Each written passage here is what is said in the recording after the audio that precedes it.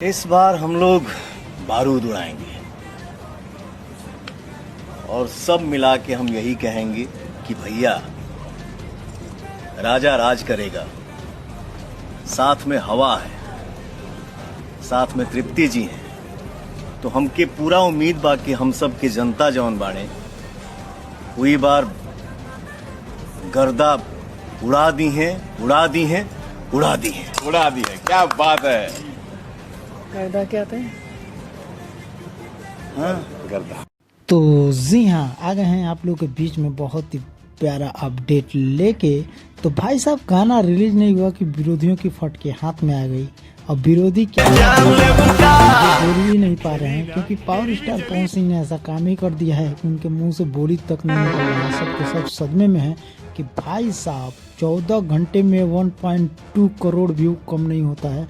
बहुत ही बेहतरीन व्यू था इनका। अब बहुत ही 5.1 लाख लाइक्स हैं। अरे कहाँ गए वो जो लोग बोलते थे कि बॉलीवुड में भोजपुरी नहीं बोला जाएगा? तो ये क्या है? ना ना ना ना, एक बार और सुनो लोगो, ई का कहते रहे। अरे तो पावर स्टार एक बार ऐसे रहे थे कि 244 मिलियन चला गया था, तो इन लोगों को विश्वास नहीं हो रहा था। अब आपको 14 घंटे में 1.7 करोड़ व्यूज चला गया है, तो समझ में नहीं आ रहा है।